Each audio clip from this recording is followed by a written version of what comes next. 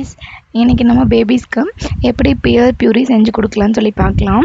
Pier fruit வந்து actually not so common in our place. Same like பேரிக்கா நம்ம வந்து சாப்பிட்ருக்கோம்ல, பேரிக்கா அது வந்து சேம் அதே மாதிரி தான். பட் வந்து பேரிக்கா வந்து உங்களுக்கு ரவுண்டாக இருக்கும், இது வந்து கொஞ்சம் ஷேப்பில் இருக்கும்.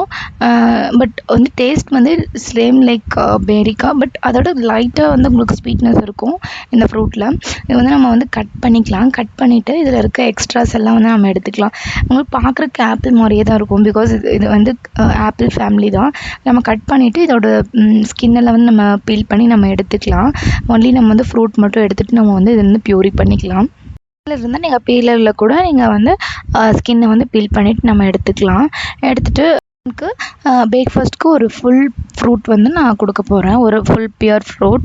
இதில் வந்து நான் எக்ஸ்ட்ராஸ் எதுவும் ஆட் பண்ண போகிறதில்ல. பட் உங்களுக்கு வேணும்னா நீங்கள் வந்து பியூரி பண்ணிவிட்டு ஒரு ஹாஃப் ஃப்ரூட்டை வந்து பியூரி பண்ணிவிட்டு அதுக்கப்புறம் ப்ரெஸ் மில்க் வேணும்னா நீங்கள் ஆட் பண்ணிக்கலாம். நான் வந்து ஃபுல் ஃப்ரூட்டை நான் வந்து கட் பண்ணிக்கிறேன். ஒரு ஸ்மால் பீசஸாக கட் பண்ணிக்கலாம் நம்ம வந்து பியூரி பண்ணுறதுக்காக. கட் பண்ணி வச்சுட்டு கொஞ்ச நேரம் கழித்து பியூரி பண்ணலான்னு சொல்லிட்டு கட் பண்ணி வைக்காதீங்க. கட் பண்ணிவிட்டு உடனே நீங்கள் பியூரி பண்ணிடுங்க. தட் மீன்ஸ் உடனே கிரைண்ட் பண்ணிடுங்க. ஏன்னா இது வந்து ஆப்பிள் மாதிரியே நீங்கள் கட் பண்ணி வச்சிங்கன்னா கலர் சேஞ்ச் ஆகிடும். இன்ஃபேக்ட் நீங்கள் வந்து கிரைண்ட் பண்ணுறதுக்குள்ளே உங்களுக்கு வந்து கலர் சேஞ்ச் ஆகிடும். நான் உங்களுக்கு காட்டுறேன். இப்போ வந்து நம்ம மிக்ஸி ஜாரில் வந்து நம்ம ட்ரான்ஸ்ஃபர் பண்ணிவிட்டு நம்ம வந்து கிரைண்ட் பண்ணி எடுத்துக்கலாம்.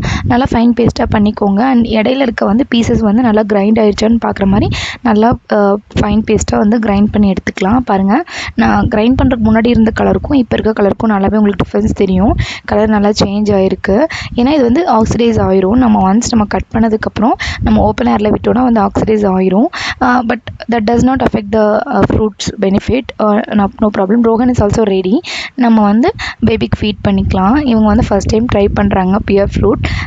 ஒரு லைட்டாக ஒரு சோர்னஸும் அண்ட் ஸ்வீட்னஸும் வந்து கலந்து தான் இருக்கும். More like similar to apple. And நீங்கள் பேரிக்கா சாப்பிட்ருந்தீங்கன்னா நல்லாவே உங்களுக்கு சேம் டேஸ்ட் உங்களுக்கு நல்லா தெரியும்.